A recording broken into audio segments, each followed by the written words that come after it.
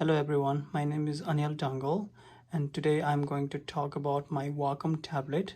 So I am using this Wacom tablet for my online presentation, online whiteboarding.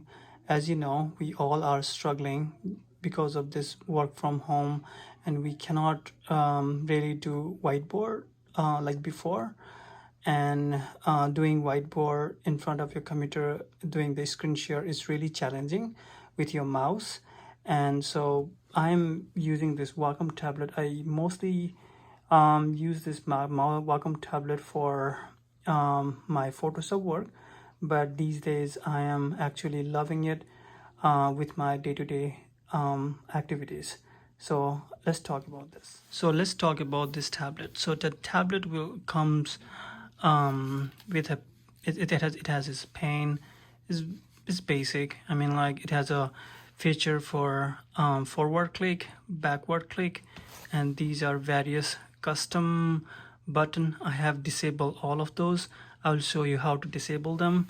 It is better to disable, otherwise, if you accidentally click it, then you will see very unwanted behavior.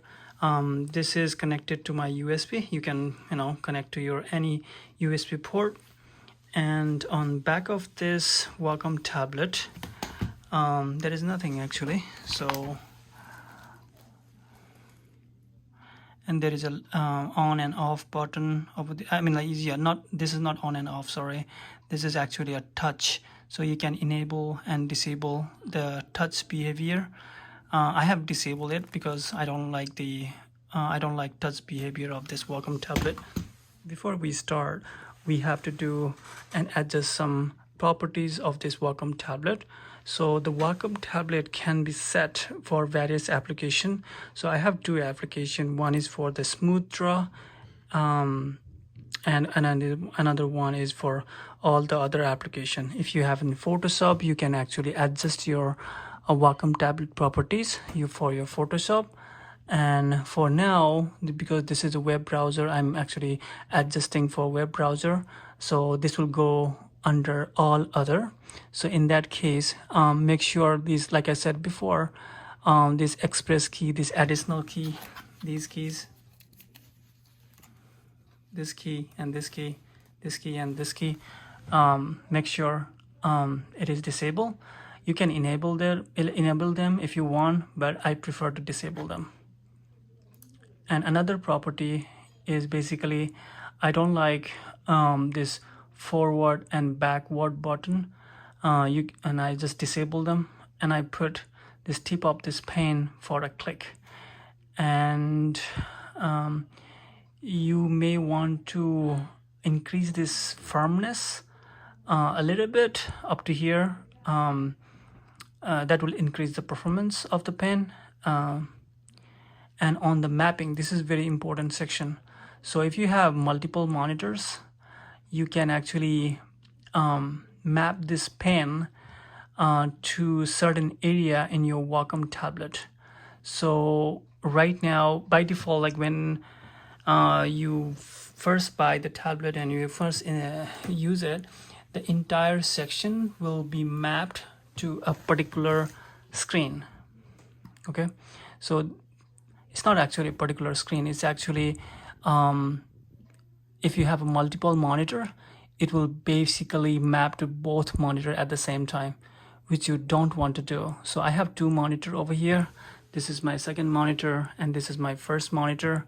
So you can see this is mapped to my first monitor.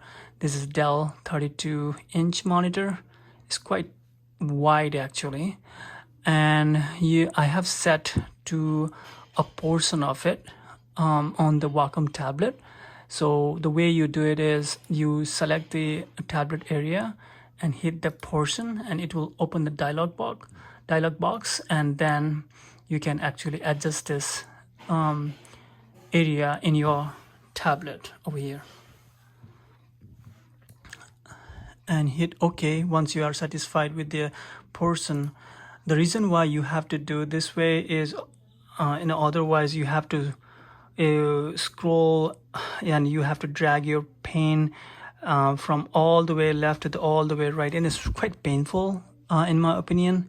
especially when you have very wide monitor. So map your entire screen to certain portion of the tablet. That will make your job easier. The other properties, for example, this on-screen control, standard gesture, touch option, you can leave them as it is. I don't really touch them. Mostly you have to adjust the tablet, these function button, and the pen, the button on the pen, and the firmness, and the mapping. That's it.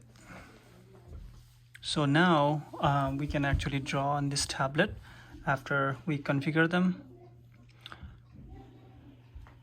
So you can draw with your pen. Like, let's draw a rectangle. And let's say this rectangle is as test.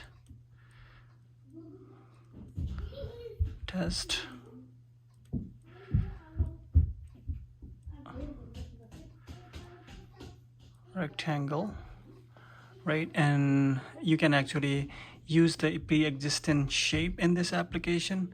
Over here I am choosing a circle, right? And you can actually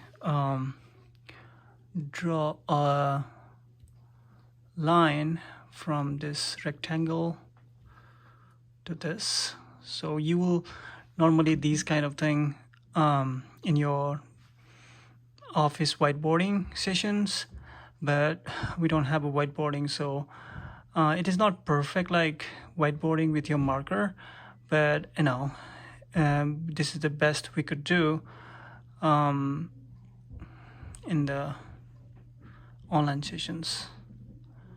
And you can actually choose the color like this, and you can again write it like it's a circle. Oh, sorry. And you can say circle. So it requires some practice. Right now, like it's not perfect. I'm actually holding this phone in one hand and trying to write it with my other hand, but with practice you can excel pretty quickly. So yeah, that's it, and enjoy.